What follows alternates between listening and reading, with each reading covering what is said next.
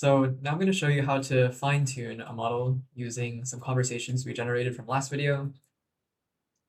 So these are just messages that show the AI behaving in a helpful only fashion, just complying with whatever the user wants. There are a couple ways you can do this. You could use Hugging Face's SFT trainer locally, but you need quite a few GPUs.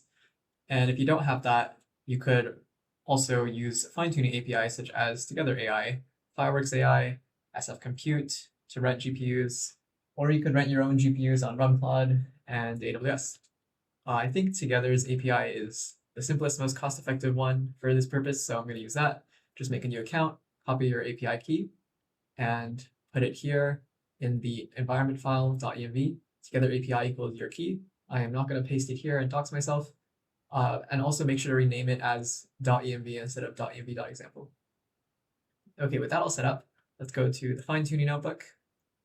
We're going to first import some packages, which is the Together SDK. There are a couple of models that they support that we recommend using. So Quine is pretty good, Llama 70B. The OSS models can be fine-tuned, but they don't offer support for inference yet. So you'll have to download the weights and find some other way to serve it. So we're just going to use Qwen32B for now. And for datasets, I'm going to use the Powerful Queries dataset.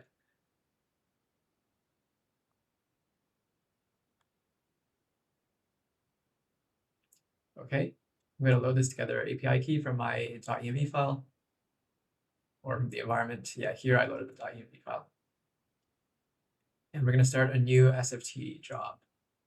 So let's do that.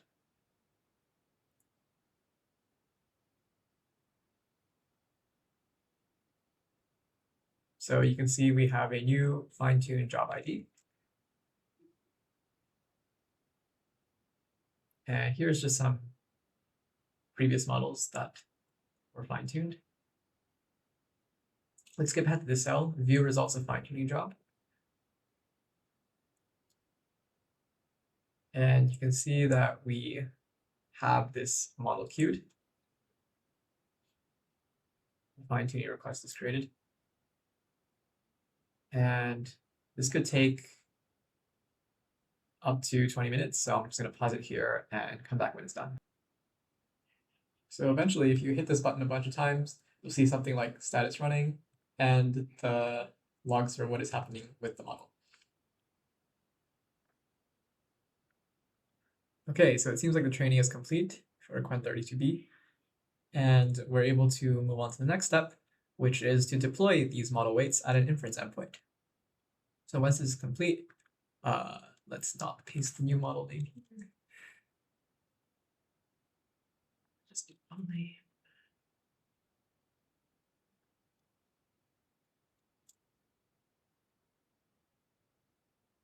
Yeah, model name should be here. Okay, and let's run this. Oh, that's a little odd. Let's try again.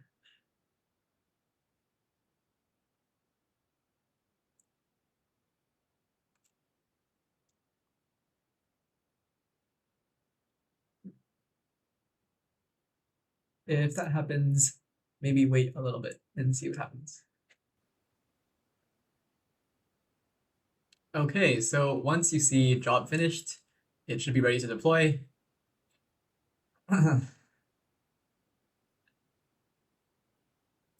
Just make sure that the hardware requirements are correct. And the model name should be the model name from this fine-tuning process. And you can also give it a nice display name here. Now that we have this endpoint, this is the one that we need to do inference.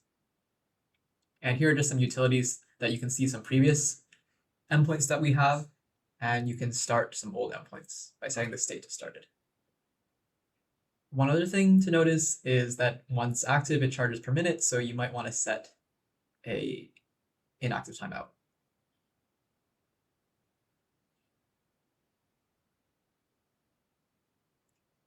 Okay. Oh, let's see what happened here.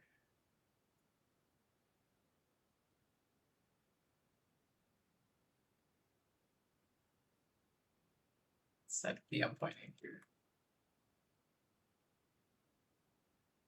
Oh, it seems to be not running yet. Oh yes, it will take 20 minutes between the time that you start the endpoint and the time that it's actually ready for inference. So we'll wait a bit more. Okay, so the endpoint is now up and running. And if we make a request to it,